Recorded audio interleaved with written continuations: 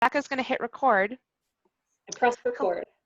Hello and welcome to the CCS Governing Board special virtual meeting on Wednesday, April 22nd, 2020. It's great to see everyone's faces. Beth is going to mute all of you now, and you will stay muted unless you have something that you need to share, and then you have the power to unmute yourself. I will also ask that everyone refrain from using the chat function. This is an official open meeting, and so therefore anything put into the chat will need to be read out into the official meeting, so we're just not going to use it. It'll just make things easier. So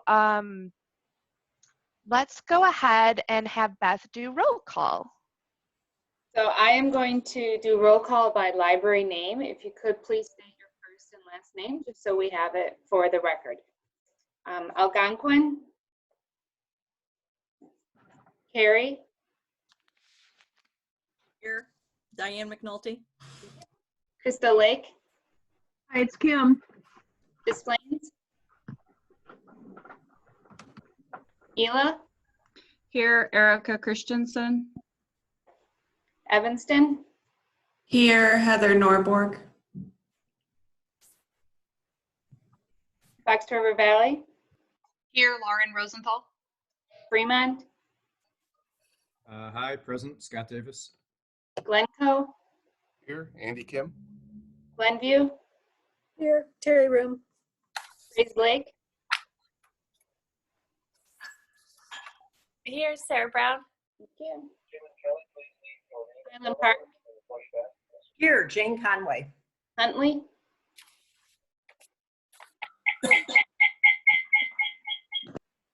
Try Huntley again. Indian Trails. Here, Brian Shepard. Lake Forest. Lake Villa. Here, Andy Lentine. Lincolnwood. McHenry. Here, Jim Schultz. Morton Grove. Here, Pam Leffler. Niles, Maine. Here, Susan Lemke. Northbrook. Here, Kate Hall. Palatine. Park Ridge. Here, Heidi Smith. Prospect Heights.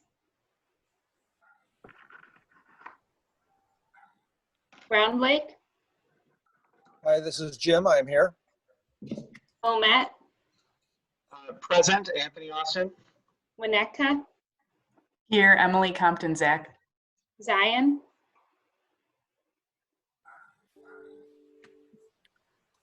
And I'll try Algonquin again, because I think I saw Sarah. I'm here from Algonquin. Okay. Sarah. Also present from CCS, Rebecca Malinowski, Deborah Wishmeyer, and Beth Stonebringer. Des Plaines is here, Joe Bonell. Thank you, Joe. Palatine is here, Jeannie Dilcher. Thank you, Jeannie. Lake Forest is here, Catherine Lemmer. I think we also had sign-ins from Lincolnwood and Zion. Yeah, Mick's here from Zion. Hi, Mick. And Lincolnwood.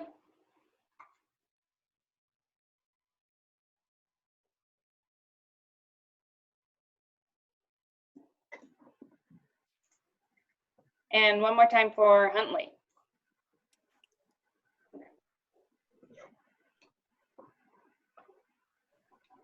Are we good, Kate? I think we're good. All right, we're going to go ahead and remute everyone and ask if there are any additions to the agenda. Again, you can unmute yourself if you have anything you'd like to add.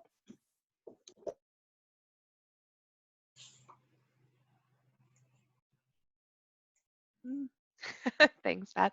Hearing none, I'm going to ask if there are any public comments. I know we do have a couple guests in the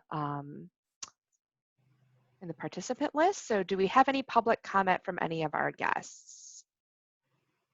Do we want to have our guests so that we can put them in the minutes? Just state who they are. Yeah, okay, so if you have joined us and are a guest, if you could please just state your name for the record.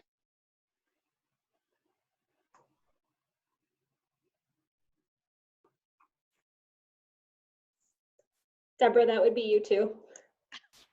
Sorry about that, Deborah Wishmeyer, CCS. Great. Any other guests? I see that we have a Scott Herod who is here. Scott, if you are with us, could you please just say so?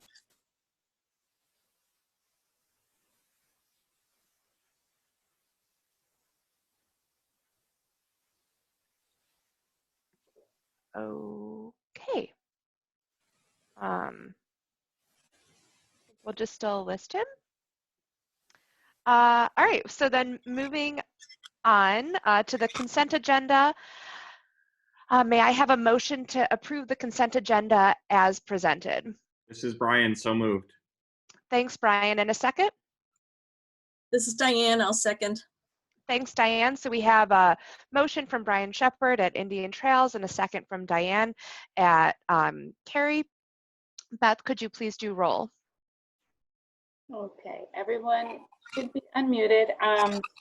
I'll start with Algonquin. Yes. Harry, Yes.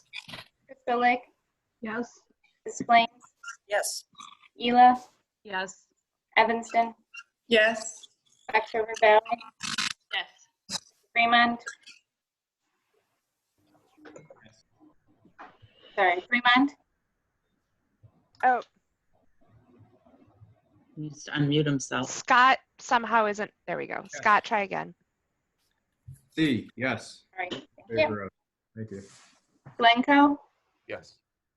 Glenview, Yes. Yes. Highland Park, Yes. Bentley, Indian Trails, Yes. Lake Forest, Yes. Villa, Yes. Wood, McHenry, Yes. Morton Grove, Yes. Niles, Yes. Northbrook, Yes. Palatine, Yes. Park Ridge, Yes. Prospect Heights, Round Lake, Yes. Wilmette, Yes. Winnetka, Yes. and Zion. Yes. Thank you. All right, I just remuted everyone, Beth. So yeah, okay, great. So we are gonna move on.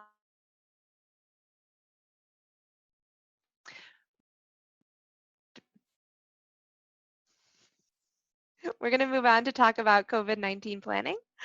So I'm gonna turn it over to Rebecca to share with us what they've been doing. There was some good information in the packet, but I think Rebecca is going to expand upon that. And her video keeps moving. So I don't know where she went on my list. I'm going to share my here. screen. Fabulous. Can you see my screen? We can see it. It is not showing in presentation mode. Oh, okay, now it will be. Okay, cool. So as Kate said, in your packet, we had some information about COVID-19 planning, but our staff have been hard at work kind of combing through ILS settings, reviewing your potential reopening plans as shared with us. And we had a meeting yesterday with other Polaris consortia to talk about what our options are in Polaris. So I want to go through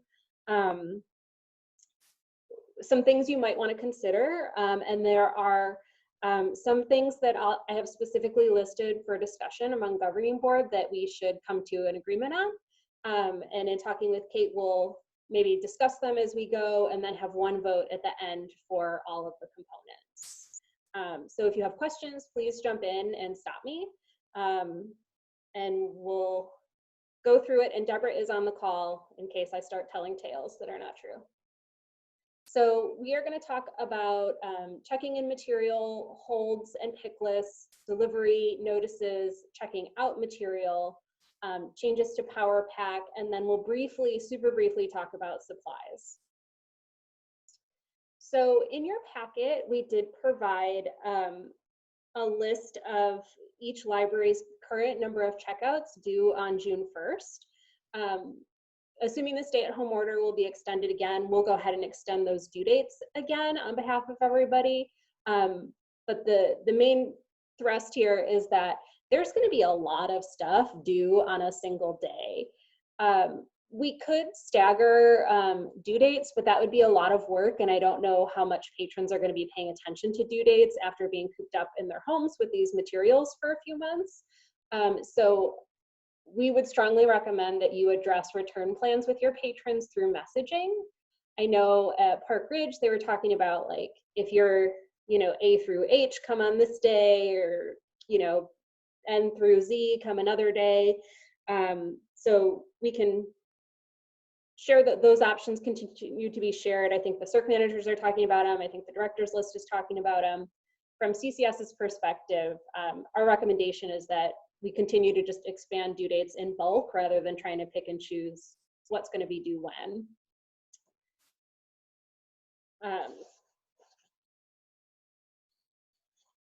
We have also, there's been a lot of discussion on the director's list and at the CERC group about quarantining materials.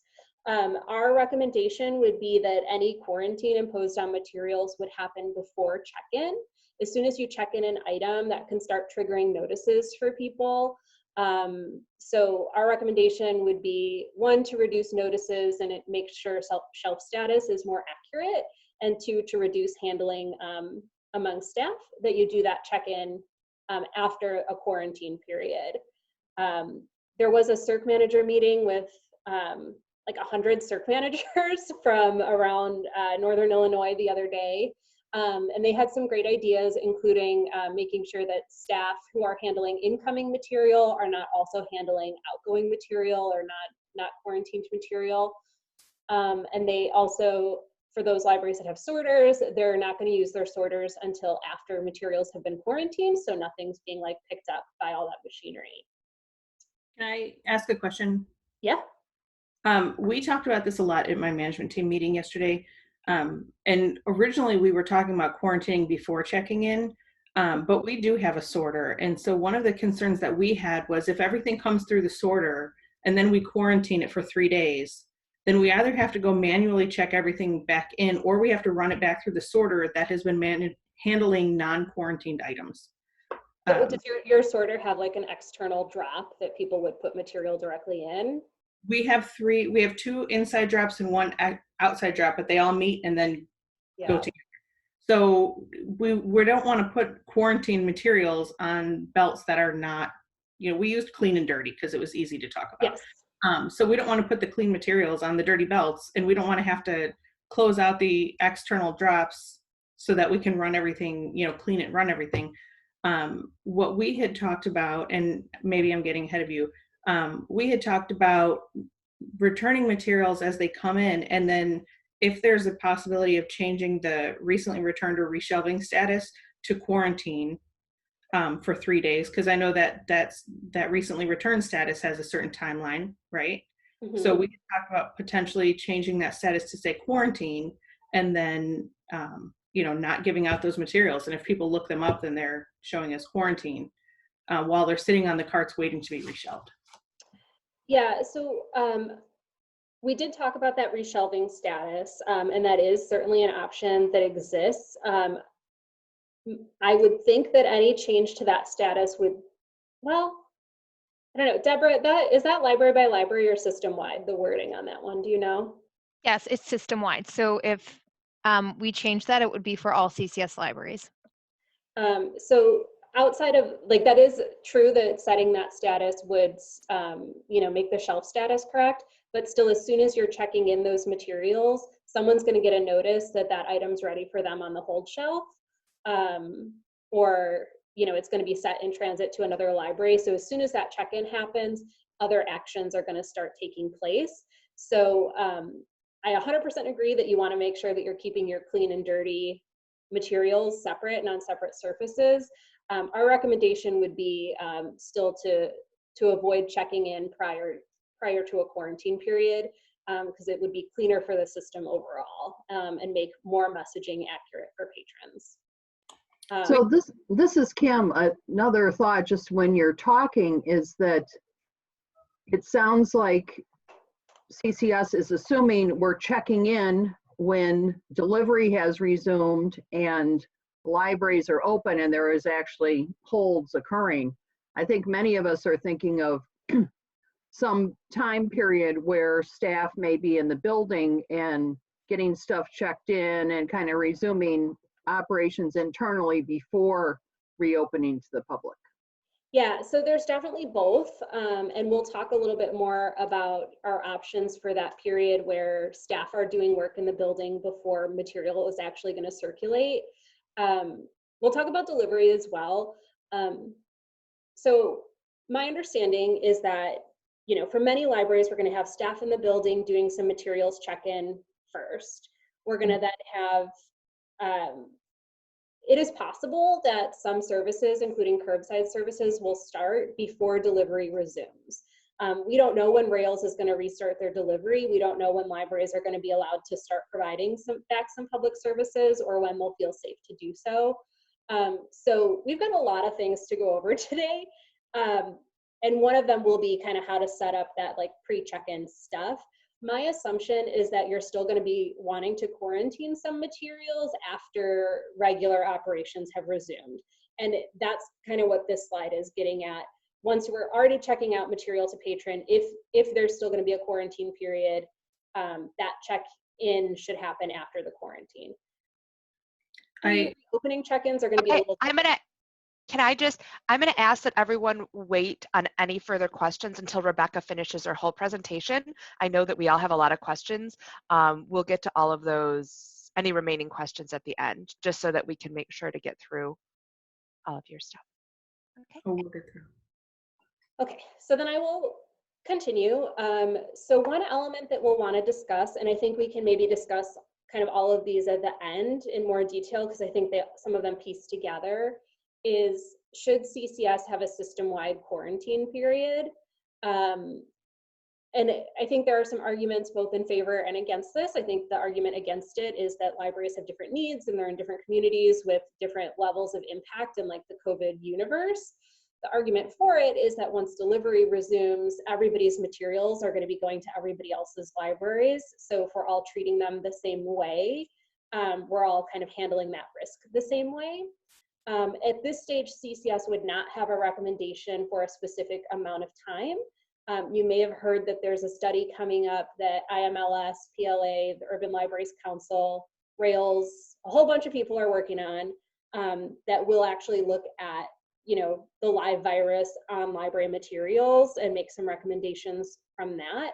So if CCS did elect to have a system-wide quarantine period for incoming materials, our recommendation would be that that period is based on this study that is we don't have information on yet. So that's one question we'll want to discuss, and we'll get there. When you're checking in material, either before you fully reopen or after you're partially or fully reopened, you do have some options for overdue fees. As we've discussed several times, most of you I'm sorry, Rebecca, can I just pause you?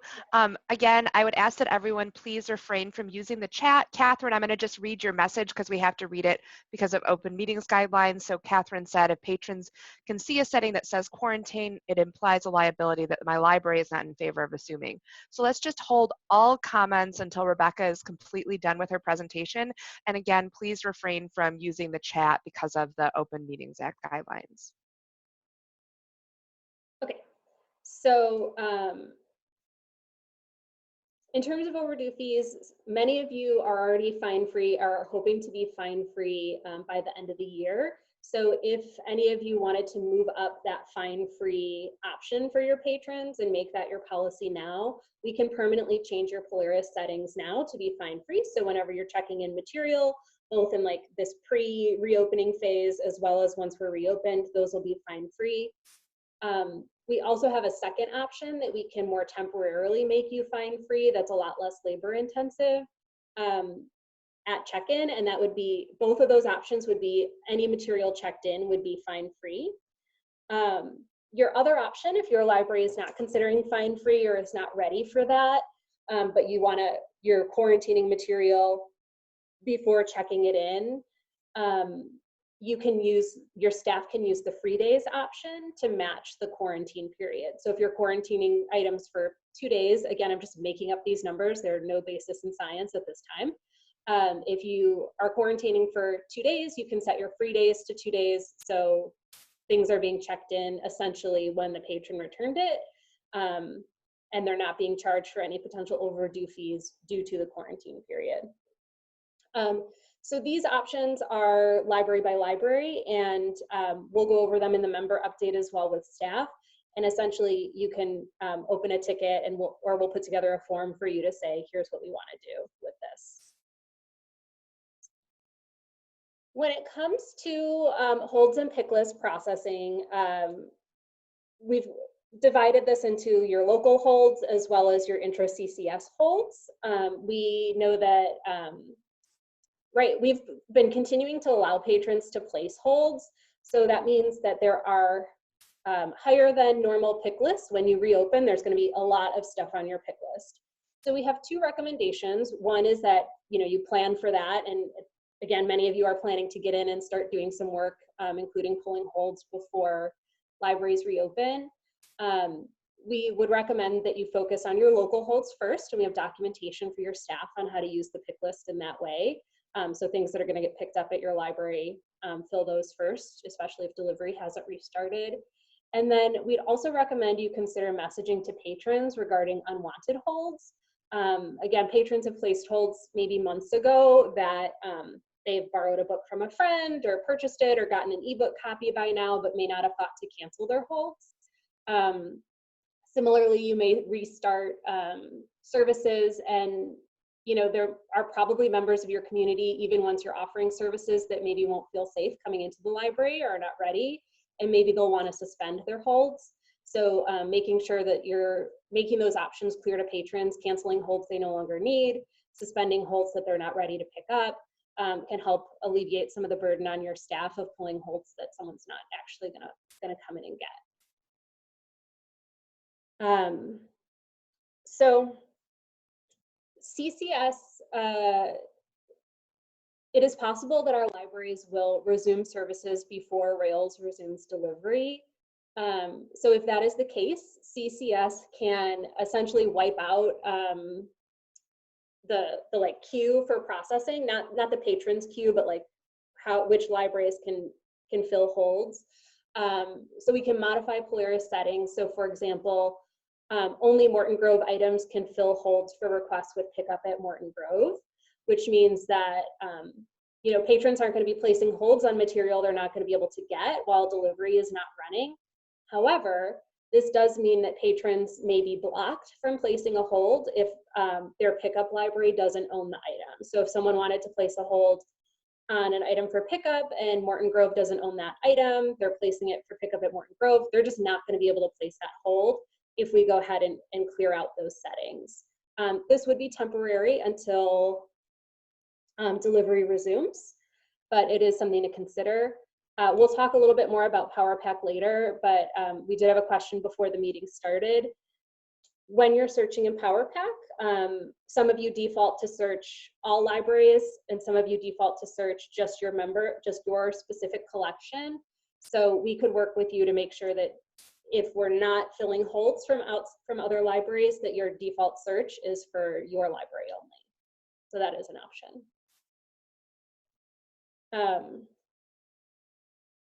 So I did reference Rails is working on this study with several groups.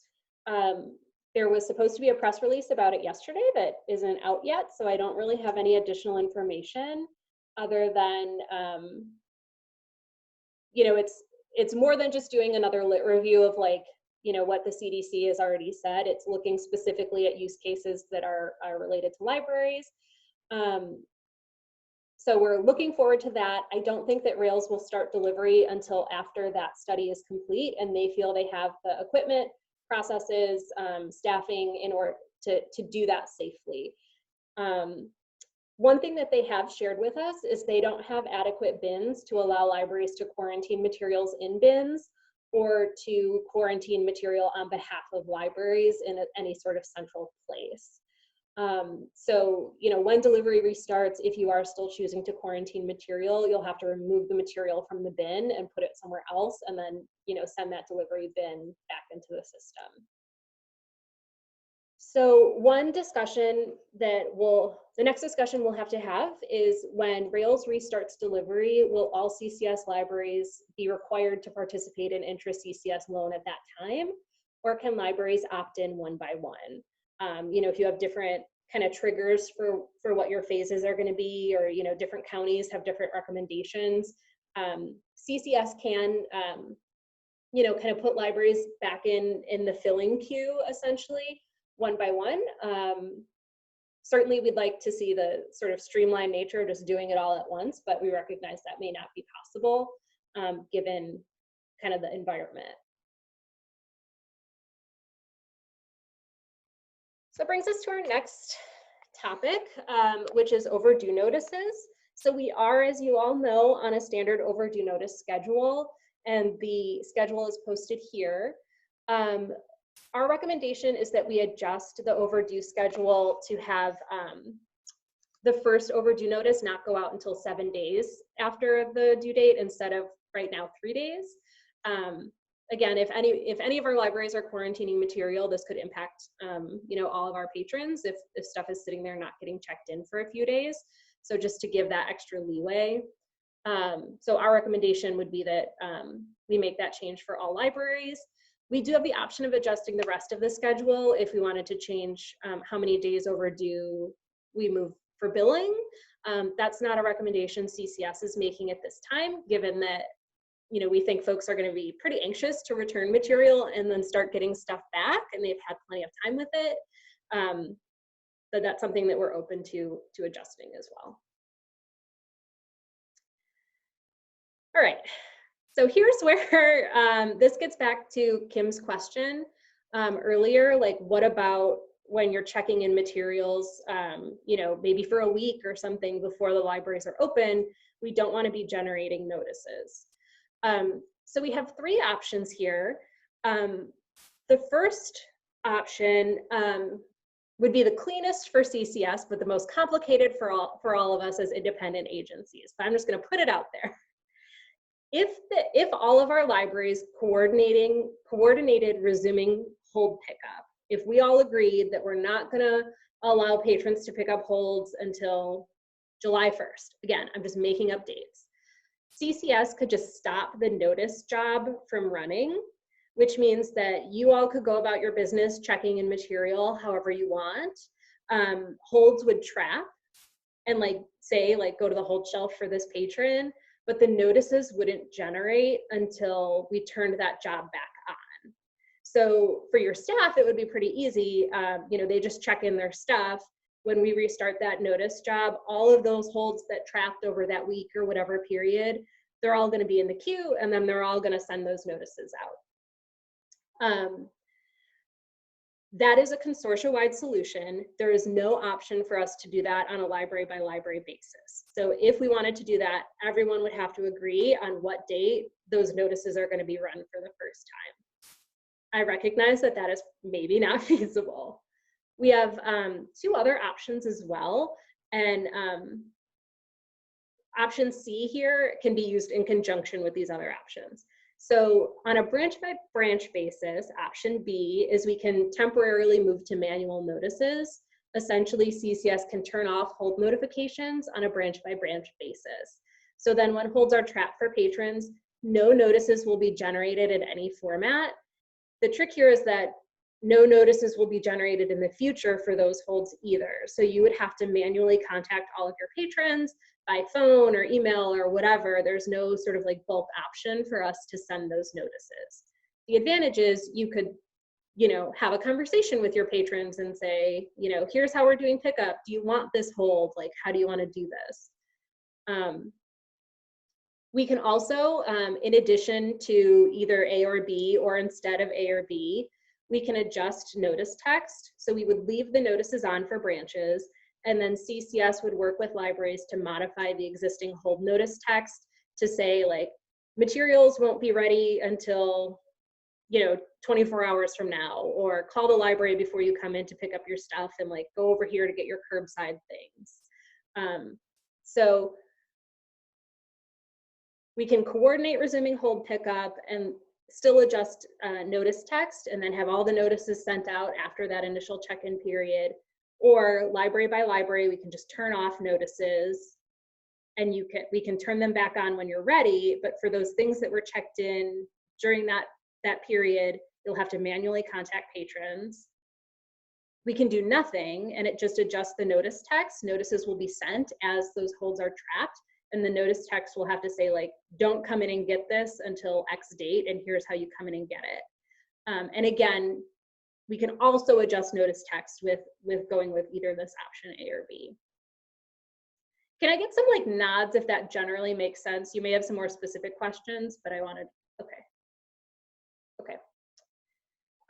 So for discussion, should all of our libraries coordinate resuming hold pickup services, or is that not possible or feasible or of interest? And then once services are resumed, hold notices, again, the language can be customized library by library to indicate changes in services, like where to pick up for curbside or any adjusted hours. Again, our notices right now, they're available in multiple languages. If you want to change your notice text, you will want to also provide us with translations for non-English notices, and we can help you run a report, or you can run a report in Simply Reports to see which languages are in use by your patrons. So you don't have to do 9 translations if nobody's using them, but you know, if you have a significant Spanish-speaking population and they're getting notices in Spanish, you can provide us with Spanish text as well that we can update. Our libraries right now hold items for pickup on the hold shelf between 4 and 7 days. Our cap is 7, but we can temporarily adjust that as needed if libraries want to offer more time for people to come in and pick up holds.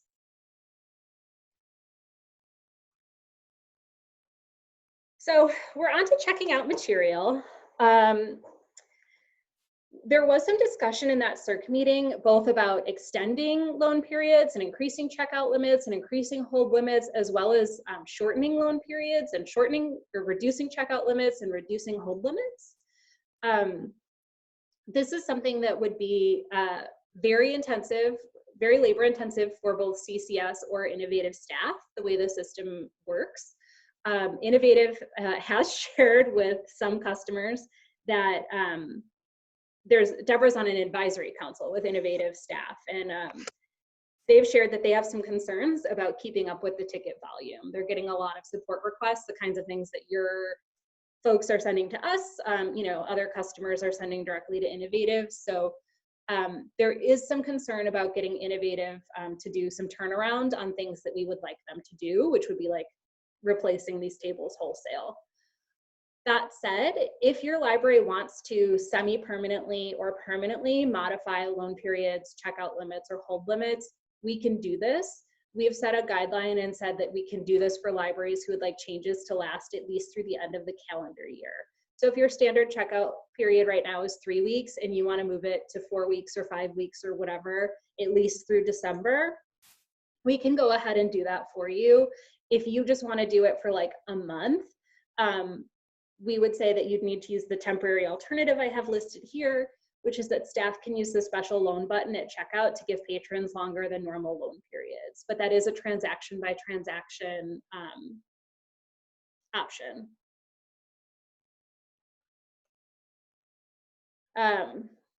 On our call yesterday with some consortia buds, they talked about when they were closing, their libraries were all closing at different times. You know, the last 1 or 2 libraries in their consortia that was open, they found that other libraries were like sending their patrons. They're like, we're not at work, we can't help you, but like go to this library down the street and pick up your holds there. So that's a consideration for us as well when it comes to curbside pickup or other phased services with libraries having different reopening dates. This may encourage patrons to travel to other libraries for services, just because, you know, they're savvy and they're Googling who's open, and or staff may be saying, oh, I can't do that for you, but like, Crystal Lake is doing it. Go see our friends over there. So another point for discussion is, should CCS members be required to honor pickup anywhere for curbside service or other phased services? Should this be limited to local card holders? One issue is that, you know, for us to limit to local card holders and make the ILS do it, we essentially have to like reprogram the whole ILS, like go back to that kind of profiling basics and redo it all, and then redo it all again when we're done. So our recommendation would not be to have the ILS limit to local card holders, but to, if that is something that we want to do, address it with messaging to patrons. We can talk about that more. I promise we're getting to the end of this massive list of things. Still talking about checking out materials, we're on to auto renew. As noted in your packet, we have about 500,000 items that are currently due on June 1st. A handful of those are due on June 2nd. That's just too much for auto renew to try to do. So we will be disabling auto renewal for 2 days when materials are due. Again, right now that's June 1st and 2nd. You know, assuming the stay-at-home order is changed, those dates will get pushed out again, but the principle will remain the same. You do not have to take any action. We'll turn it back on. So then materials checked out before that are due before or after, although nothing will really be due before probably, will still be eligible for auto renewal, but those things that are due on those specific dates will not be. You may, during this period, or you know, in the sort of aftermath, want to increase the number of renewals available to your patrons, and that would include auto renewal.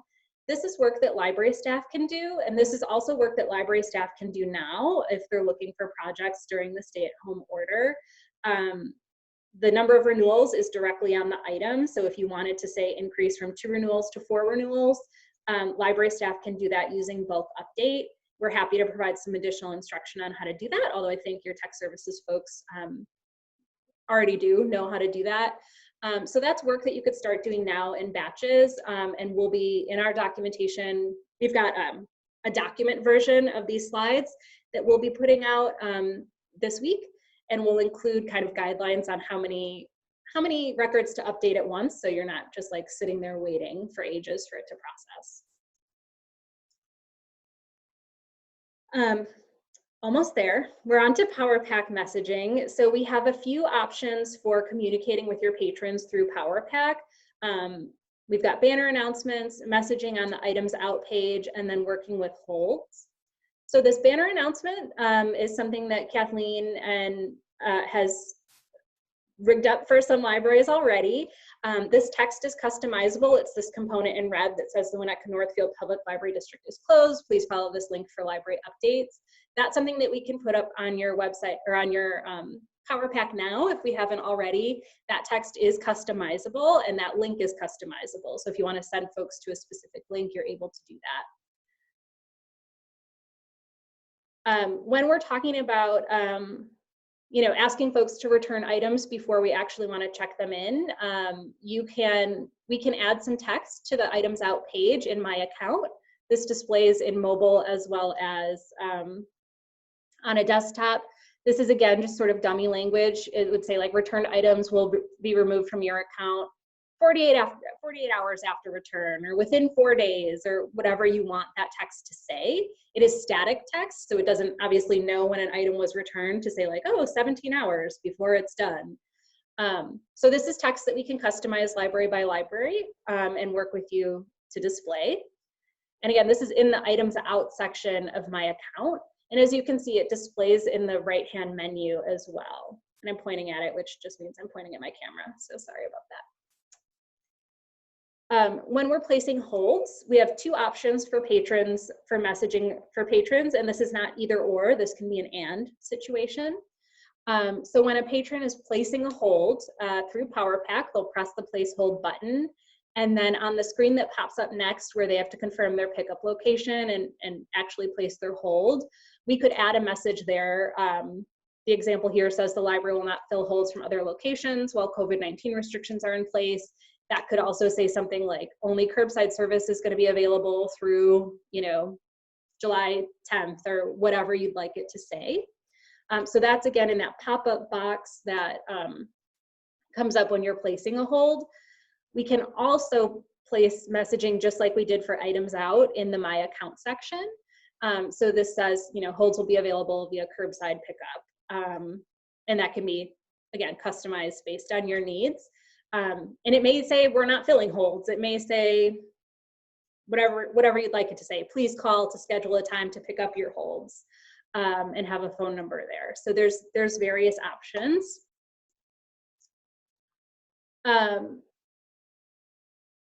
This is mostly just to indicate a brief conversation we had at the Rails Consortia Committee meeting regarding supplies and PPE. When we're talking about reinstituting any sort of phased services, there's some level of supplies that your libraries will need to have.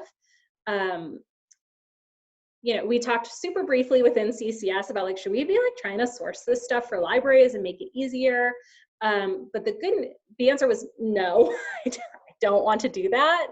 But Rails is investigating bulk purchasing options. They're working on getting designated as a mission critical service.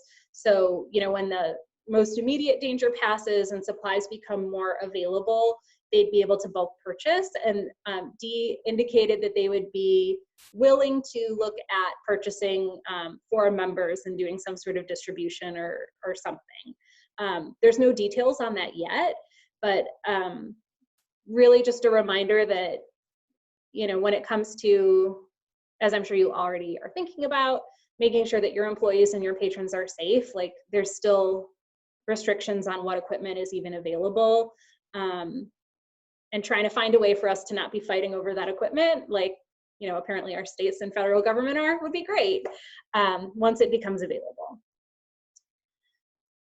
So that is all of my stuff. I know that you probably have questions and I appreciate you holding them. I know there's a lot to go over, so I will turn this moderation back to Kate to decide how she wants to take those questions.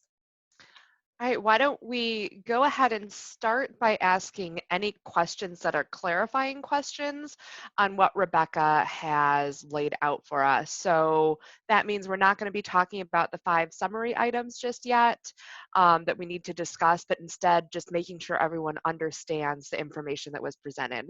So does anyone have any clarifying questions? Just remember, you'll need to unmute yourself if you do.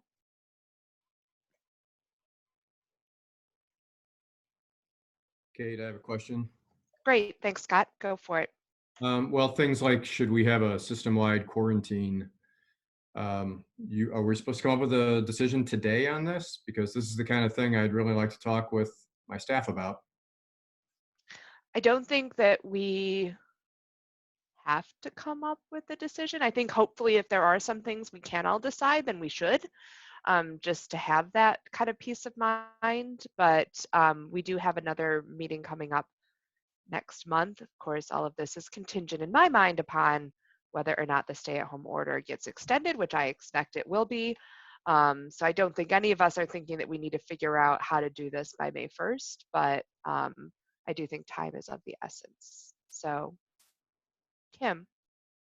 I would agree with Scott. I really appreciate all the thought and the presentation from CCS, and it's valuable material and really important for us to talk with our staff and help them feel included, because one of the things we're all struggling with is the sense of disconnection. And so yeah, I think that phase is important, and I think this material really gives us all a common ground to have those discussions with our local staff. Okay. Thanks, Kim. Does anyone, I'm going to just widen the scope. Does anyone have any questions related to Rebecca's presentation that we're not going to be covering in these 5 questions that we're going to discuss next?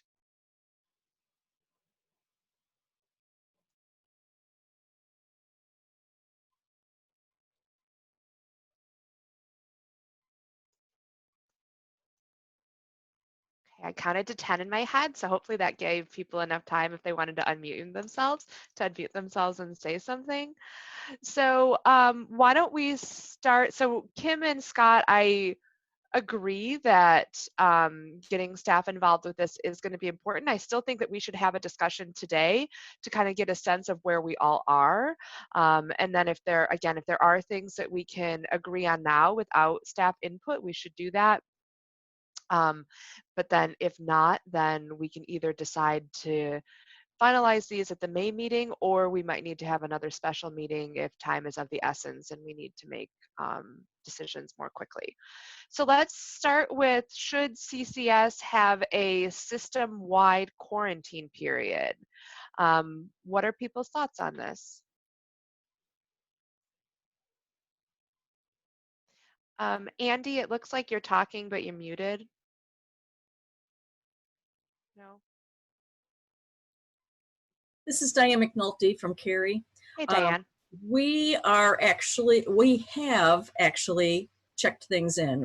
We are quarantining for like, I think it's been like a week, because somebody comes in once a week and checks the drop, because we decided not to lock the drop, even though we discouraged people from putting things in. So we've already done the minimum 3-day, and things are sitting on carts still, so they won't be shelved until we reopen. But I'm all for waiting for the IMLS research, but I don't know, what other people's feelings are on the system-wide. I'm okay with that. Okay, great. Thanks, Diane. Other people's thoughts? This is Catherine. Yes. One, I agree we should be holding. I just think that this is an area where you start to create liability, because we can all say that we're complying with a statewide system-wide guarantee, but the minute we put that out, it creates a sense of comfort, and I don't think that that's any kind of liability. I want people who come to my library to just assume that book was touched by somebody 5 minutes ago, and if they want to wipe it down, they should wipe it down. So I don't think that imposing a system-wide quarantine when we don't know everybody's capabilities for storage and for processing, we don't know how many people are going to wipe down, we don't know how many, I don't think that it's a meaningful point of agreement. Okay. All right. Thanks, Catherine. I feel like, Scott, were you raising your hand? Yes. Okay.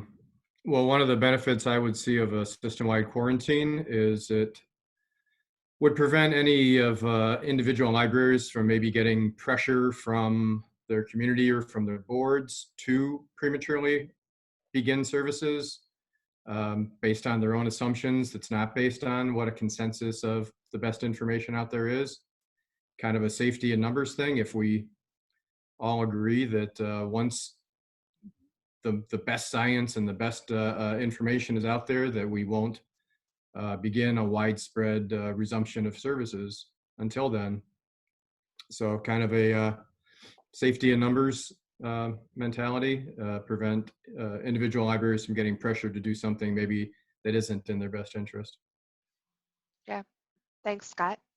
Other thoughts on this? Yeah, so this is Brian, and I'm just going to say I'm kind of expecting that Rails is going to be coming out with some type of guidelines for quarantine periods, because it seems just from the Rails updates that D is, I mean, this seems like it's a big kind of concern from the Rails side. So rather than us as a group make a decision, I'm wondering if it's worth really waiting to see what Rails is going to be recommending and then going with whatever that is. It feels like this is potentially going to be decided further up the chain in terms of the delivery and all of that stuff. So that's just what I'm thinking right now. Yeah, great. Thank you, Brian. Other thoughts? This is Sarah from Algonquin. I just have a question for a point of clarification based on what Catherine said. And this is kind of more broadly to the messaging that we're using overall. Does using the term quarantine imply a guarantee? Is anybody understanding it that way. And Catherine, if I'm misunderstanding you, please let me know. No, I'm not saying it does. I'm saying it has an implication to a a person who isn't, you know, certain words imply certain things. It doesn't mean that we imply them, but they can be interpreted that way by the public. And so the greater environment is that quarantine is synonymous with a guaranteed safety net. So I'm not willing to sort of put that word in any of my messaging or any of my, in fact, we will have a used materials at your own risk kind of languaging and messaging. Okay, thank you for clarifying that. I think Emily raised her hand a couple minutes ago. I don't know if you saw it. Oh, sorry. I can only see 6 people at once and I keep scrolling through. I apologize, guys. So yeah, Emily, did you have comments? I just wanted to say I agree with what Scott was saying earlier. I think the more we can stick together and do things, I know it's hard, but the more we can do things as one group, because it's such a specific and weird and huge situation, even though we can't make guarantees, I think we can put our best efforts forward to do things together and do things the same way. And I know I'm already getting pressure from people to at least start curbside, if not open. So the more I have, I don't do it. We won't. We won't. But I mean, the more I have CCS having my back and all of us working together, I think that benefits everyone. And I don't know that I think saying that we're quarantining people necessarily says we're guaranteeing people will be safe. I do think some extra messaging is, you know, at your own risk kind of messaging is a good idea. I'm done. Thanks, Emily. All right, so I will say, I think I had a conversation with Dee earlier this week about the study that's going on and what Rails is doing. They are going to be releasing some additional information, hopefully by the end of this week. Just kind of like laying out why they're doing the study, what is going on, what all the reasoning behind it is. And I agree with Brian that we need to be looking at, I don't think we should be making a decision, and I know that the recommendation that Rebecca put in her summary is that we go based on the guidance of the IMLS PLA Urban Libraries Council study, which I think makes sense. So it's, and I, you know, I think, Catherine, you're right that this whole thing is going to come down to a liability issue, and we just need to get more information. And I think having more factual information that we can use to make an informed decision, and as Brian said, moving it up the chain, so having it be something from Rails where they've done all this research is going to be the right way to go. So does anyone have an issue with tabling this decision until we hear back from Rails on what their recommendations are?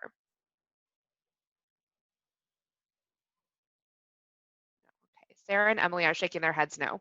Okay, great. Okay, well then, you know, please feel free to continue talking about that question with your staff, but we'll wait to hear more information from Rails. So the next item up is, should the overdue notice delivery schedule change? As Rebecca said, it is currently at 3 days for the first overdue notice, and should we change it to 7? I feel like this is contingent upon what the quarantine period is going to be. I think we're assuming 3 days right now because of the research. But I would be comfortable saying something along the lines of the overdue notice delivery, the first overdue notice delivery schedule should change to reflect whatever quarantine is in place for libraries. What are people's thoughts on that?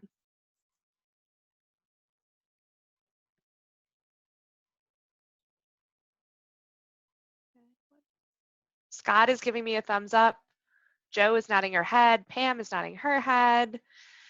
Susan's nodding her head. Brian gave me a thumbs up. Thanks for using the fun little emoticon thing. Sarah's giving a thumbs up. So, okay. Oh, Mick, thank you for everyone using the reactions. That makes it much easier to scan through, everyone. Okay, so it sounds like people are pretty much on board with that. Again, I think that it probably makes sense to wait until we have the quarantine stuff defined before we specify, what exactly that overdue notice will be. Okay, so the next question, when Rails restarts delivery, will all CCS libraries participate in intra-CCS loan, or can libraries opt in one by one? Rebecca, could you go back, because there were, I know, several options on this one and I don't have them all memorized. Would you mind going back to that slide so that everyone can see the different options? I don't mind. This one, I don't think there was too much. It was more around notices that we had more resuming, like. Oh, I was thinking of the different one. Processing Sorry. is more complicated, I think. I have pandemic brain, so it doesn't work all the time. Okay. For this, essentially, we would take take all of the libraries out as like eligible hold fillers, except for your local library. And then as libraries started resuming holds again, we'd put them back in. Doing it one by one could create some like balance issues where, again, like, libraries, depending on like if all the net borrowers, go back in at once and the net lenders don't, like that could create some flow issues. But technically it's not a big issue for us either way. We would prefer to do it all at once, I think, just for ease of, why some holds are being placed and some holds aren't, and, changing everybody's settings. But does anyone have an issue with recommending, with CCS's recommendation that we all resume participation at the same time? Or any concerns with that? Kim? So I don't have a concern with the concept. And I guess we're all assuming that any changes to the stay-at-home order will apply statewide. I suppose we should keep in mind there could be different issues by county or community. I mean, I don't know what level of rollout. I know the governor keeps alluding to, well, there'll be a phased approach. Yeah, I don't know if it's going to be, okay, we're all good, you can move about as normal, or, exactly. So, I mean, in assuming everything in the state is the same, then I'm fine with that. Excellent point. Does anyone else have any thoughts on this or concerns? This is Jeannie from Palatine, and I will add on to what Kim said. The governor has said in the past couple of days that he will likely do something regionally based on number of cases and hospital beds. So it may be that some areas of CCS have different orders than others. That's an excellent point.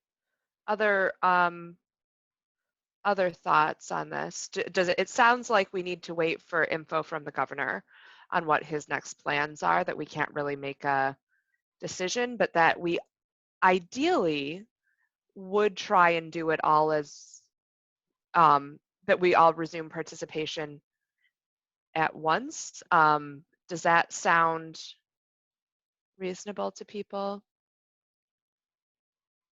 Kate, this is Catherine. I would just say, Yes. again, this seems to be like a conversation that cannot be had because not even for the governor, but just from our staffing points of view, I don't know how we would manage. I mean, my preference was, you can opt in when you feel like your library team is ready to be opting into this higher level of risk of materials moving from other libraries to your library, and whether you're willing to send out. So I think we have to wait, but I just would say Lake Forest is probably an opt-in when you're ready, and not as a en masse. And if you don't want to fill hole, you know, if Evanston comes online first and they don't want to fill holes for Lake Forest because we haven't opted in, I would thoroughly respect that opinion. All right, so it sounds like, so Catherine, what you're saying is that A, we don't have enough information, which I think we all agree on, but B, when we do have enough information, it seems unlikely from your perspective that we would be able to do it all as one. Yeah, and again, CCS can support either method, and I agree that, you know, there's a lot of unknowns right now, so we can't, you know, like say for sure what's going to happen. Another consideration that Deborah brought to my attention this morning, because she is very wise, is that, you know, as materials being returned, you're going to be accumulating stuff that belongs to another library. So I don't have it as a specific note on a slide, but let's say Lake Forest or Evanston or whoever isn't going to be filling holds for pickup. Are they still going to be sending materials back to libraries and receiving material of theirs to pick up? Again, I think that's possible. It would just create some additional training needs for staff on how to decline to fill holds and like send things in transit in that way. I think we're going to keep having conversations about this, and that will help CCS be prepared to offer support and documentation as needed to account for different situations. Deborah, can you nod if I got that correct? Thank you. Got not only a nod, but a 2 thumbs up. That's pretty good. Okay, so let's, oh, hang on. Okay, so, sorry, I'm gonna move it this way so I don't keep like looking at my other screen. Can everyone I'm gonna give you guys 2 options. Does everyone have the little reactions button at the bottom of their screen? If not, you're gonna use your actual thumb. So if you, okay, let me lay out the 2 options. Option 1 is you would like to try and do a system-wide deployment for participating in intra-CCS loan. Option 2 is you would like to do an opt-in by library option for intra-CCS loan. So go ahead, and if you want to try and do a CCS-wide intra-CCS loan adoption, go ahead and put your thumb up or use the little reaction button. I just want to kind of get a sense so we don't all have to talk. I've got 1, 2, 3, 4, 5, 6, 7, 8, 9, 10. I know I'm counting out loud, guys. Thank you. 11, 12, 13, 14, 15.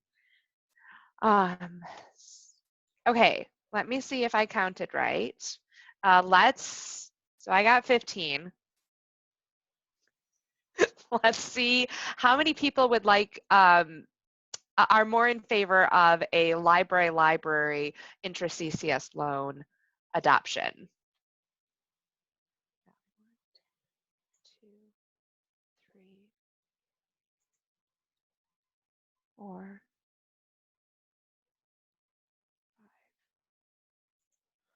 5.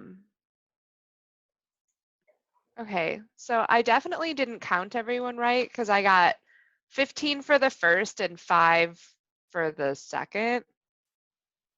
There's more people than 20, but I think that gives us a sense of like, it sounds like the majority of us would like to try and do an opt-in for everyone, but that right now we can't really figure that out because we're waiting for more information. So I'm going to move on. And I have a feeling it's going to be somewhat similar. So should all CCS libraries coordinate resuming hold pickups services? What are people's thoughts on that?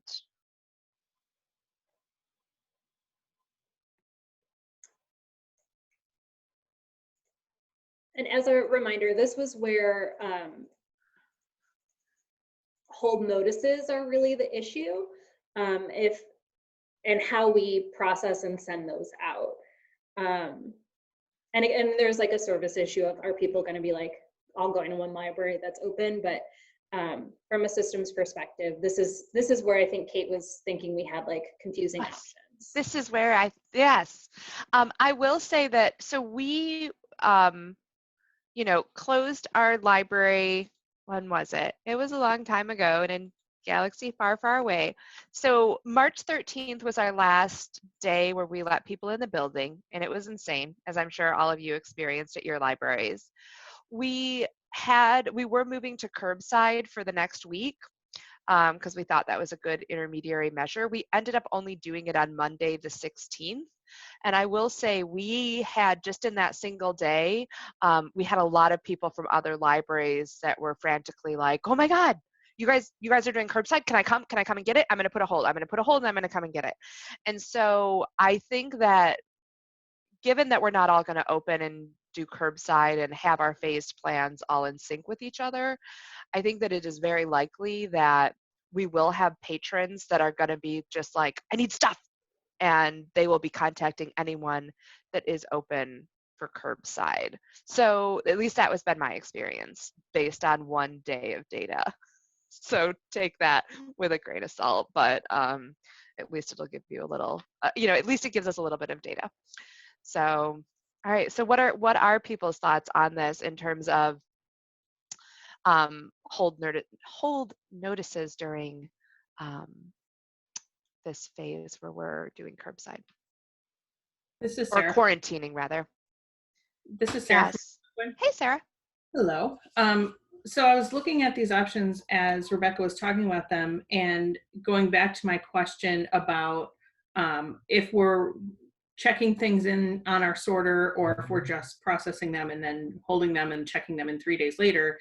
And I'm wondering if option B, temporarily moving to manual notices, would be a way for us to be able to check everything in on our sorters or through the sorter and then hold it for 3 days and then notify people that their holds are ready. So that option looks appealing to me, if I'm understanding it correctly, because that would allow us to have minimal touching of materials, and then us manually alerting people that their holds are available, so that we don't have to run things through the sorter twice. Am I understanding that correctly? Yes. Yeah, I mean, some other triggers would maybe happen when you're checking in, but I mean, like an item would just sit in transit longer. I don't think that's a big deal. Again, we can add messaging to the My Account section, because if a patron just looks at their My Account, they'll just see the hold is ready for pickup. So, we can add a message that says call to confirm. Deborah, am I missing a thing? No, that's correct. So Sarah, either option A or B would suit your situation. With the sorter, as items are checked in, the hold notice will be generated and sent automatically.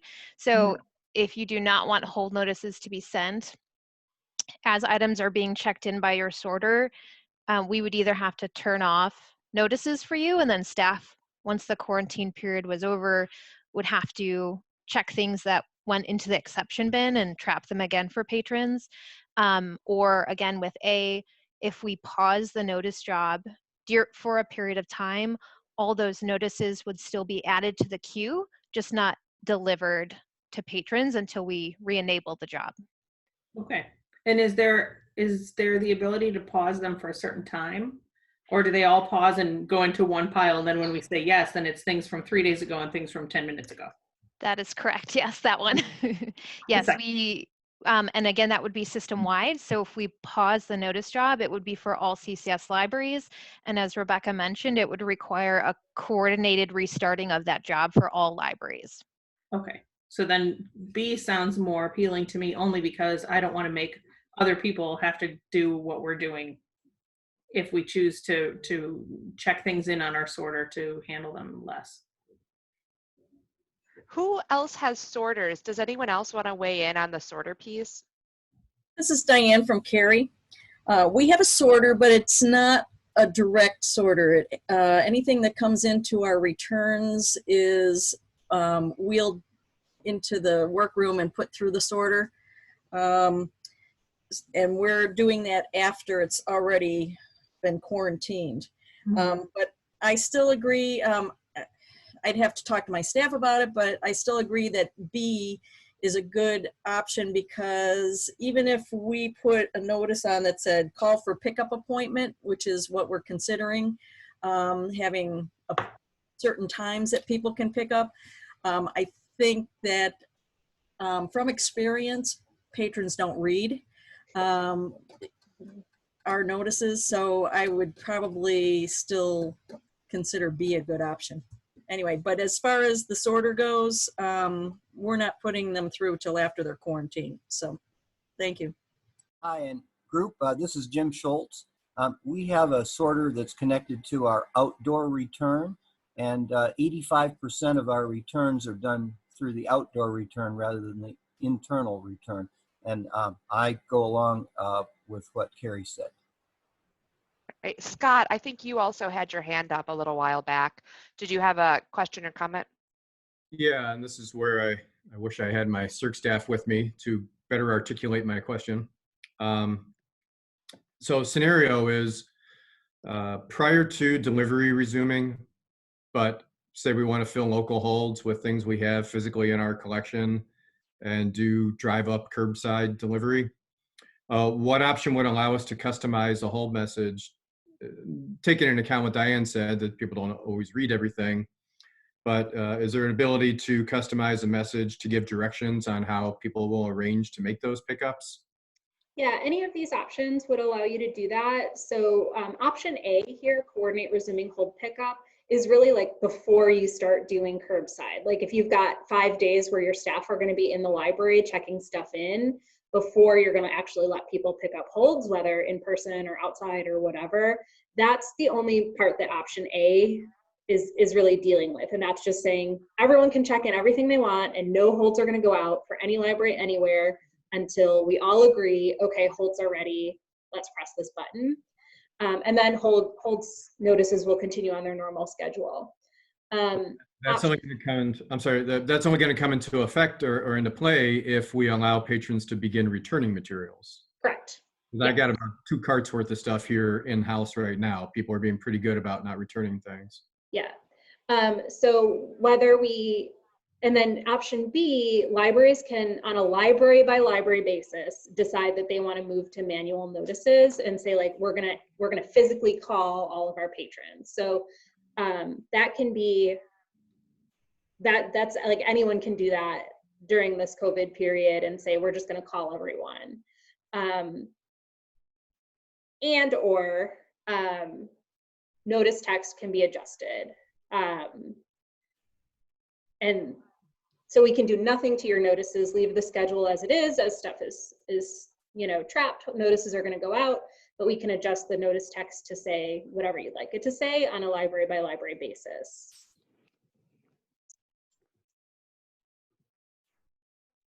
I'm sorry, so for point of clarification, if we go with option B, we have to call all our patrons, or we don't have to call all our patrons, so we can have adjusted notice text with option B? With option B, there's kind of like BA or B1 and B2. B1 would be like you call all of your patrons. You check your stuff in, no notices are going to go out, and you have to manually contact your patrons in some way, probably calling them, but I guess you could also send manual emails if you wanted to.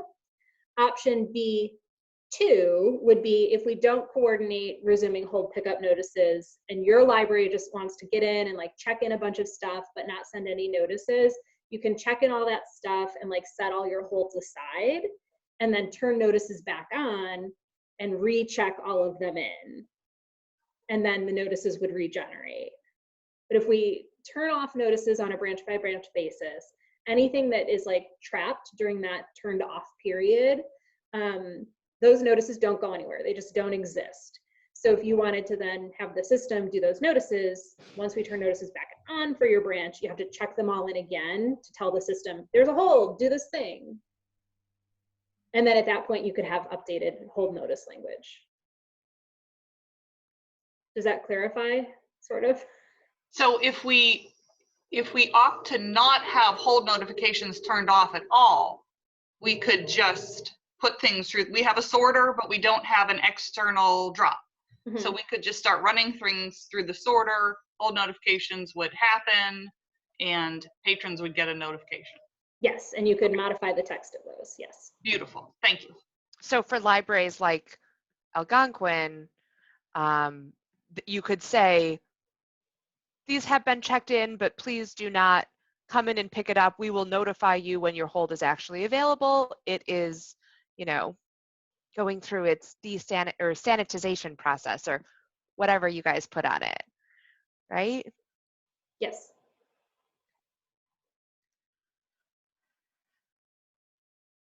Okay, so there's a lot to think about with this. Does anyone have any other comments? I feel like this is definitely one that we need to bring back and talk with our staff about, because we are but idiot directors and our staff are the smart ones. So, but does anyone have any other comments they want to make before we move on to the next question? Kate, it's Jane. Yes, Jane. Rebecca, could you send this PowerPoint to all of us, please?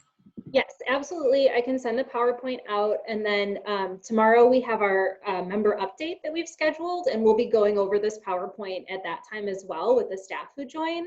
But we'll absolutely send it out, and then again, we have a document version that for staff has a little bit more detail about like what's actually happening in the system as well, and we'll make that available too.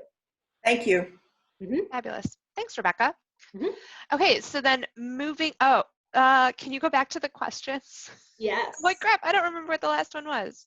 My mouse is like going the wrong direction. It's fine. So we'll just go. Cool. Oh my God, going backwards. Oh. Okay.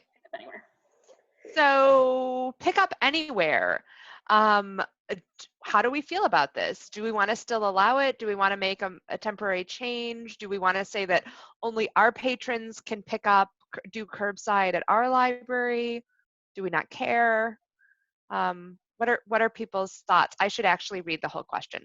Are CCS members required to honor pickup anywhere for curbside service? And for my mind, this is contingent on the other components as well. If everyone's resuming holds at the same time, it matters a lot less. But if libraries are moving kind of one by one, it's a bigger impact. Mm-hmm.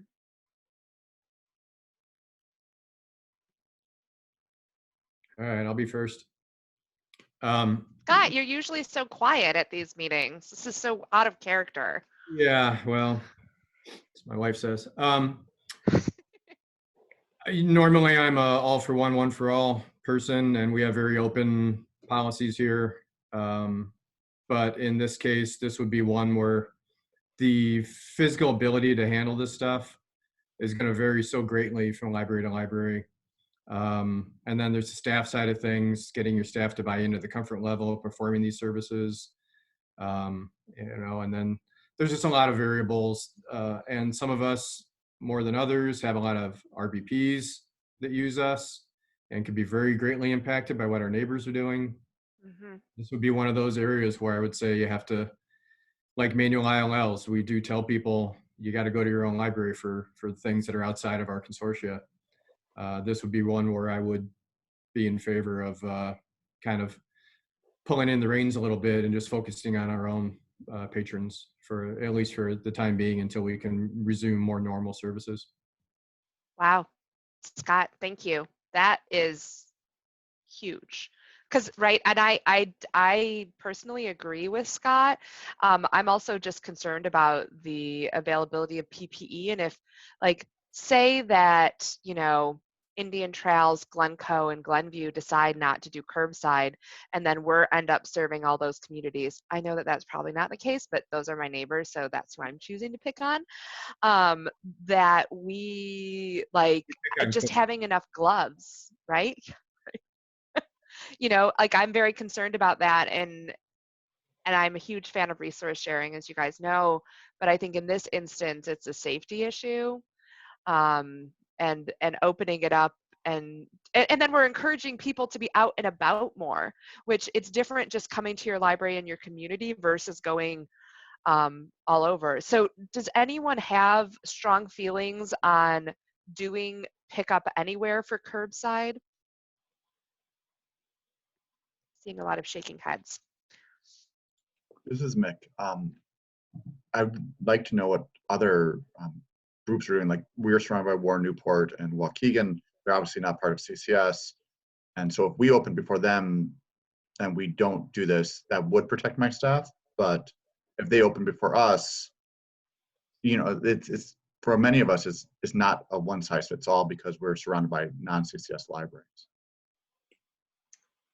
Yeah, and Deborah, can you jump in? So we, as I said, we can't like redo profiling essentially to not allow folks to pick up holds at other libraries.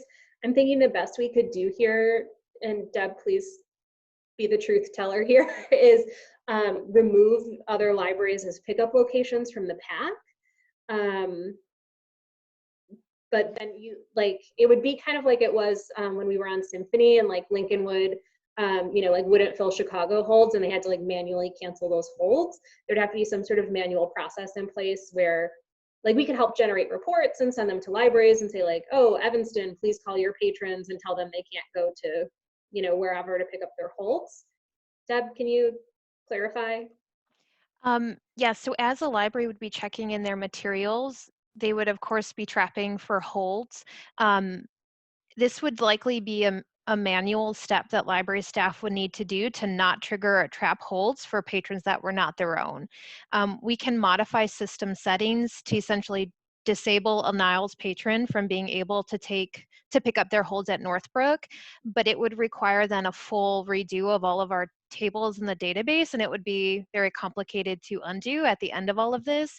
So my recommendation would be that it would be a manual process by staff to just simply not trap holds for pickup at your location for patrons of other libraries. Does that answer your question? Oh, yeah. Sorry. Yeah, I think that's great, Deborah. Thanks. Erica, you had a comment. Hi, sure. Yeah. So I think one thing I'm kind of I have one comment and one thing I'm a little confused about. You know, we serve a lot of patrons from Barrington, Vernon, and Scott Fremont too, that already have holds that we would have available for them when we reopen. So we're going to have Barrington patrons already coming to our library to pick up holds. And I think it's a confusing message to say, well, now you can't do this going forward. Also, our boundaries are weird. And we serve District 95 school district, but there are schools in that district that have Lake Service addresses that aren't in our district. They're in Barrington's district. And so we have school kids who we serve as our own patrons that don't have our library cards. So, you know, I think it would be difficult for us to get that message out that you couldn't place holds. Yeah, okay, thanks. That's a good, fair point. Other thoughts by people? I have a thought. Susan, yeah. Yeah, well, we border Chicago, so we obviously get a huge number of people from Chicago. What I like is, I think the question is worded that, are we all going to agree that we would honor pickup from other libraries? And I think it's pretty clear that not everybody would want to do that. I would by no means want it to be the reverse, where we all decided that we wouldn't do that. I think making it library by library is totally the way to go. And since it sounds like there is a manual decision, it would be up to each individual library to make the decision, right, Deborah? I mean, I'm like, if I'm understanding correctly. Yes, that's correct. Mm-hmm. Okay. So you could simply not pull items for patrons that don't belong to your libraries, or trap holds for patrons that, again, don't belong to your library. But it would be manual and not system enforced. Yeah. All right. Other thoughts?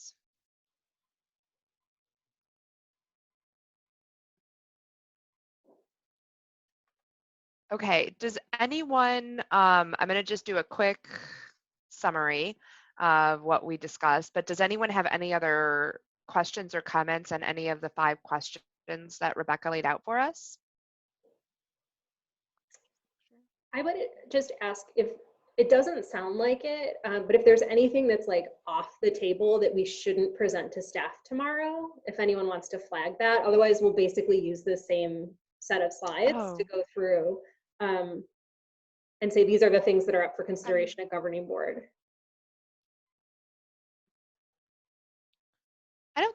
Yeah, is there anything that anyone feels is off the board? I feel like it should all be on the board. Yeah, people are nodding. I'm going to take that as yeses. Okay, so, Kim, yeah, sure. So I agree the staff should be informed. Some will immediately jump to these are decisions. So if you can just be sure to reiterate, these are the points we're discussing and considering, not decisions, but you know, these are the kinds of things we all have to be talking about and figuring out. Yeah, our instruction will definitely be like internally, have discussions. The governing board's going to talk about this again next month. Make sure that you're sharing your thoughts. Thank you. This is Sarah from Algonquin. Do we think that libraries are going to resume curbside or drive-through services in varying or like very different timelines, or does any, I mean, I guess if that's a scenario, if people are starting those services up at different times, I'm wondering if there's a good way to figure out who's doing what when. I mean, I go back to the map that Holly and I always love to look at about who's in CCS and who's not. You know, and if there's a way to like use that map, and you know, if a library is resuming pickup, then maybe we make that map available on the CCS site, and you know, make that the boundaries of that library, you know, a different color. And so then we can kind of know. I don't know if that's a thing we could track or not. You know, not as a way to pressure any libraries into starting that service before they're ready, but just so you know kind of what your neighbors are doing, because we know, you know, if Fox River Valley starts doing curbside pickup before Algonquin does, people are going to start calling us and wondering why we're not doing it. So it might be helpful to know that kind of thing. I don't know if that's something to coordinate, and it might be a moot point if we all decide, you know, no curbside pickup until the stay-at-home order is lifted, or till 6 weeks after that, or whatever it's going to be. But I'm just wondering if there's a way to track that if it's a varying timeline. Yeah, I don't see why we couldn't have that information. I mean, I would certainly hope that all of our libraries will let us know when they're reopening and resuming services, and I'm happy to co-locate that information and share it out. Perfect. Thanks, Rebecca. And even if we hear anything about non-CCS neighbors, sure, it would be helpful to have that too. Thank you. Okay, I'm going to do just a quick and dirty summary of the 5 questions. So, should CCS have a system-wide quarantine period? At this point, we are waiting for more information from the IMLS, PLA, ULC, Rails study, which we should receive in 2 to 3 weeks. And we will consider it more at our next meeting. In conjunction with that, should the notice delivery schedule change? I think it sounds like we all think it should change, but what that change should be defined by what the quarantine period is. And then when Rails restarts delivery, will all CCS libraries participate in intra-CCS loan? Can libraries opt in one by one? And it sounds like we would like to try and do that all for one, one for all, but that we might not be able to, but there are some libraries that would like to still consider opting in one by one. And then should all CCS libraries coordinate resuming hold pickup services? This is something that we need to go to the smart people, AKA our staff, and talk in more detail with them about it. And then in terms of our CCS members required to honor pickup anywhere for curbside service, and this is going to have to be a manual process no matter which way you slice it. So libraries will be able to decide individually whether or not they want to limit it to only their own libraries or allow pickup from other libraries, understanding that there are extenuating factors that will play into these decisions, and so a one-size-fits-all solution would not really work for this. Did I capture all of that accurately? Did I miss anything? Sarah's giving me a thumbs up, 2 thumbs up. I'll take it. Okay, great. So then let's move on. So I don't think we're going to be voting on anything. We're not going to be voting on anything today. But let's go ahead and move on to the next agenda item. So Rebecca, if you, perfect. So the next item on the agenda is a recommendation from Budget and Finance regarding the FY 2021 budget. Andy, would you like to make any comments about the budget that's being presented from Budget and Finance? No, other than the fact that I just wanted to thank Rebecca for all the work that she had done with her team. And we do have a recommendation from Budget and Finance that they are recommending that Governing Board approve the FY21 budget. But I want to stop and see if Rebecca has any pieces of the budget. You'll recall these documents were sent in a separate Dropbox because of their size. So hopefully everyone had a chance to look at them. But Rebecca, is there anything that you want to point out? And then we'll open it up for questions from people. Yes, I have just a couple of notes. One is that I think all of your debt payment schedules are up to date, but if you could review them in that Dropbox, and if there's any changes, get them to me by the end of the month. Two is your materials budget. We haven't updated your materials budget yet, which is what we use to distribute OCLC fees. So we'll be sending an email out tomorrow to get that. We didn't want to send it out like while you were all closing for COVID stuff, so we just didn't. We don't have the total amount that we'll owe to OCLC for next year yet. That doesn't really come out until May. So those OCLC numbers are just an estimate based on this year's information and then an anticipated increase. And then for the Budget and Finance Committee, there was one change in the budget. There was a billing discrepancy with AT&T because they're literally the bane of Beth's existence, but she is a patient saint. So there was a change to the Datacom line since the last time the budget was looked at. And then at Executive Committee, sorry, Kate, we talked about giving folks the opportunity to see the budget, and then we can vote on it now, or we can also wait until May for CCS's purposes. Like, unless there's a major problem, we're fine waiting if you'd rather have more time to review it. All right, what questions do people have for Rebecca?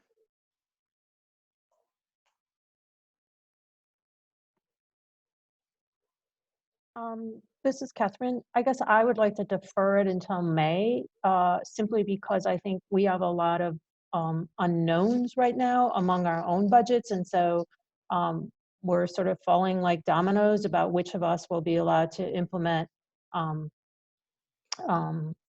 pay increases, even cost of living increases. So I think that as members find out their situations, it may add, it may change our state of mind about the CCS budget. Okay, other thoughts or questions for Rebecca on the budget?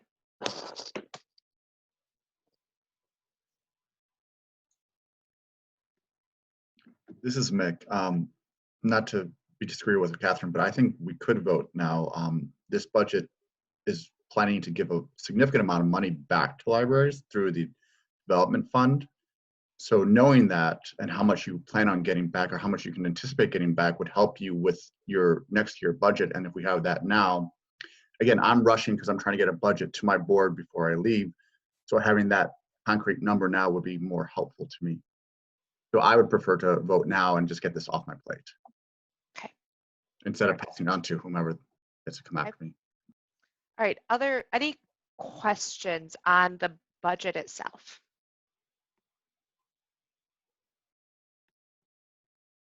Or on the development fund rebate that's proposed?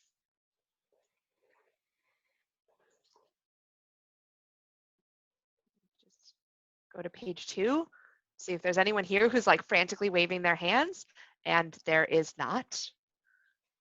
Okay, so I'm kind of with Mick on this. So I'm gonna say that we have a recommendation from Budget and Finance to approve the FY21 budget. Because we have a recommendation, I always mess this up. Rebecca, do I need a second? We need a motion, but not a second. We need I always do it backwards. Okay, so since we have a recommendation, I just need a motion to approve the FY21 budget. This is Nick.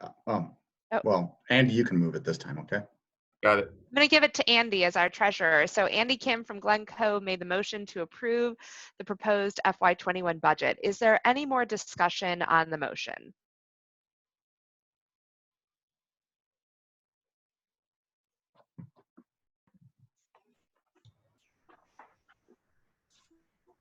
Counting to 10 in my head, I've reached 10, so I'm going to go ahead and ask Beth to do a roll call vote.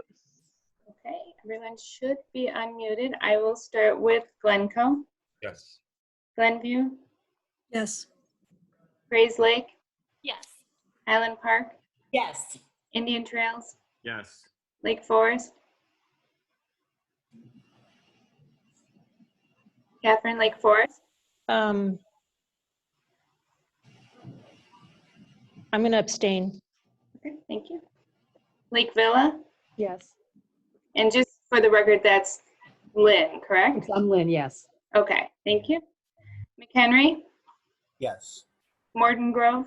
Yes. Niles. Yes. Northbrook. Yes. Palatine. Yes. Park Ridge. Yes. Round Lake. Yes. Wilmette. Yes. Winnetka. Yes. Zion. Yes. Algonquin. Yes. Cary. Yes. Crystal Lake. Yes. Des Plaines. Yes. Gila. Yes. Evanston. Yes. River Valley. Yes. Fremont. Yes. Thank you. You haven't Great. mentioned, Lincolnwood was left out of the last two motions. Hey, I'm sorry, I didn't realize you were on. Thank you for that. I can include you in this one. Yes.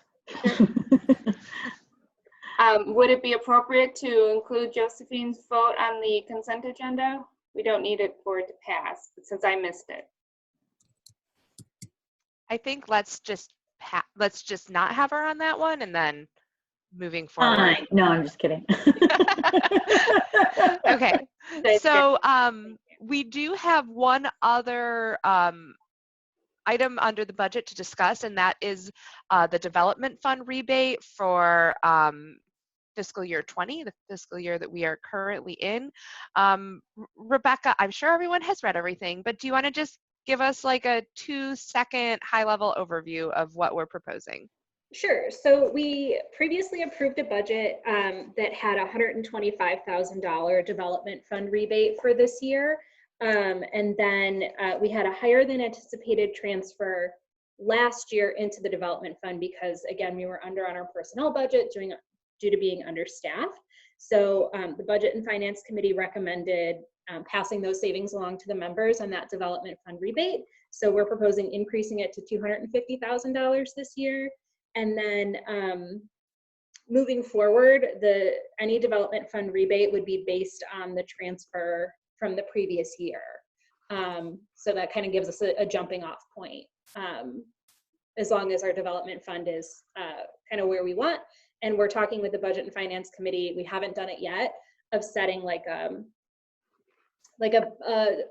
reserves policy for development. We have one for operating, but not for development. So I have an update from the auditor for that for the next time Budget and Finance meets. So today we're just looking for a motion to approve the change to $250,000 for the development fund rebate for fiscal year 20, though. We're not voting on the long-term changes to it. So I would entertain a motion to approve the development fund rebate change for fiscal year 20 to $250,000. So moved. Thank you. Who was that? I didn't see who talked. Lauren Rosenthal. Oh, thanks, Lauren. Sorry. Great. And a second? This is Anthony. Second. Thanks, Anthony. All right. So we have a motion from Lauren, a second from Anthony. Is there any discussion on the motion? I just have a question. Sure. Where is this motion on the agenda? It's under recommendations from Budget and Finance Committee regarding FY 2021 budget. Okay. It was part of the, sorry, I should have clarified this. It was part of the recommendation that came from Budget and Finance that the governing board vote on this. So they didn't want to make a recommendation, but it was part of the budget of the FY 2021 budget discussions that Budget and Finance had. Am I being clear? Okay. All right, any other discussion on the motion? All right, Beth, you get to do roll call again. Lucky you. Don't forget Joe. No, I have her circled. I'll start with Fox River Valley, Yes. Fremont, Yes. Glencoe, Yes. Glenview, Yes. Grays Lake, Yes. Highland Park, Yes. Indian Trails, Yes. Lake Forest, Yes. Lake Villa, Yes. Lincolnwood. Yes. Thank you. McHenry, Yes. Warden Grove, Yes. Niles, Yes. Northbrook, Yes. Palatine, Yes. Park Ridge, Yes. Round Lake, Yes. Wilmette, Yes. Winnetka, Yes. Zion, Yes. Algonquin, Yes. Cary, Yes. Crystal Lake, Yes. Des Plaines, Yes. Gila, Yes. Evanston. Yes. Thank you. Okay, great. Thank you, everyone.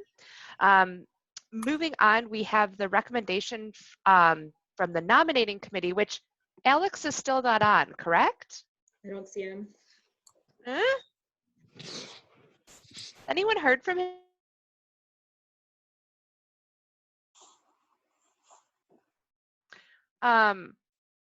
Hopefully he's still alive. I know, I went too dark. Never mind. I'm sure he's fine. I'm sure he's fine. He's probably just like, I don't know, doing Alex things.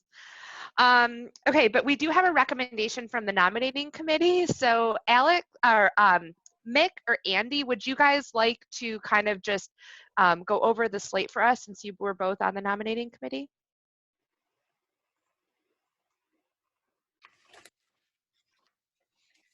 Andy unmuted first, Mick, so he's gonna go. Sure. Alex, Mick and I had a discussion. There were a lot of directors that had reached out to Alex that showed interest in coming on as an officer, so we appreciated that. But at the end, our discussion led to the nominating slate that is presented, with Pam coming in as president-elect, Mick coming in as treasurer, and I believe Anthony as at-large. All right, so we do have a recommendation from governing board, or recommendation from the nominating committee for governing board that we approve the proposed slate of candidates. However, I do want to just stop and see if anyone else wants to self-nominate for any of the three positions.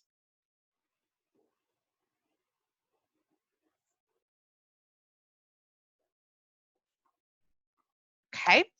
All right. Well, thank you to Pam, Mick, and Anthony for being willing to serve. Since we have a recommendation from the nominating committee, I just need a motion to, I got it right this time, Rebecca, to approve the slate of candidates as presented. So moved. Thanks, Sarah. Any additional discussion or any discussion on the motion? Okay, Beth, guess what? It's time. Good times, everyone. Good times. Muted. My mouse is. I'm just trying to unmute everyone. Okay. I'll start this time with Indian Trails. Yes. Lake Forest. Yes. Lake Villa. Yes. Lincolnwood. Yes. McHenry. Yes. Warden Grove. Yes. Niles. Yes. Northbrook. Yes. Palatine. Yes. Park Ridge. Yes. Round Lake. Yes. Wilmette. Yes. Winnetka. Yes. Zion. Yes. Algonquin. Yes. Cary. Yes. Crystal Lake. Yes. Des Plaines. Yes. Gila, Yes. Evanston, Yes. Fox River Valley, Yes. Fremont, Yes. Blanco.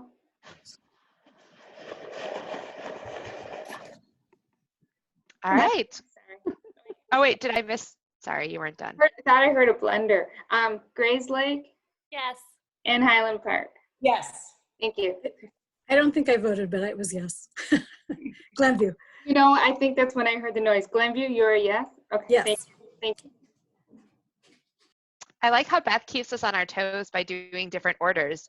I'm like, I just have to listen for Susan's voice and I know I'm next. And like, that's how I frame how I remember when to go. I know I could just wait for her to say Northbrook, but it's. Oh no.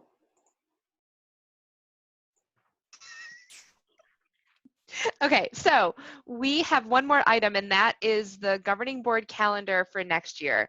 Does anyone have any comments on the calendar? I should have put this in the consent agenda, so I really Yeah, apologize. that's okay. I didn't catch it either, Rebecca, so that's on me too. All right, so then I would entertain a motion to adopt the proposed FY 2021 meeting calendar as presented. So moved, Jeannie from Palatine. Thanks, Jeannie. And a second? I'll second, Pam from Morton Grove. All right, thanks, Pam. So we have a motion from Jeannie and a second from Pam. Any further discussion on the calendar? Okay, then Beth, could you go ahead and do roll call? Last time today, I promise. Okay, I'll start with Palatine. I wasn't ready. Yes. Park Ridge. Yes. Round Lake. Yes. Wilmette. Yes. Winnetka. Yes. Zion. Yes. Algonquin. Yes. Cary. Yes. Crystal Lake. Yes. Des Plaines. Yes. Gila. Yes. Evanston. Yes. Fox River Valley. Yes. Fremont. Yes. Blanco. Yes. Glenview. Yes. Grays Lake. Yes. Highland Park. Yes. Indian Trails. Yes. Lake Forest. Lake Forest. Yes. Thank you. Lake Villa. Yes. Lincolnwood. Yes. Henry. Yes. Morton Grove. Yes. Niles. Yes. Northbrook. Yes. Thank you. Great. Okay, so then we just have my report. I don't really have anything to report, but I did want to make sure that everyone is aware that Lake Villa has a new library director starting in a couple of weeks, and that is Mick Jacobson. So Mick, congratulations. Yay. Thank you. Thanks, everybody. I'm looking forward to taking on this role and also being the treasurer. Thanks.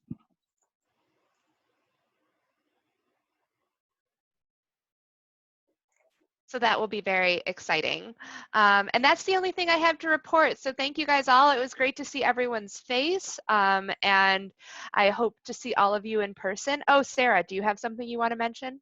I just wanted to let you know I did get in touch with Alex. He said something came up and he's very sorry he can't be here, but he is okay. A likely story.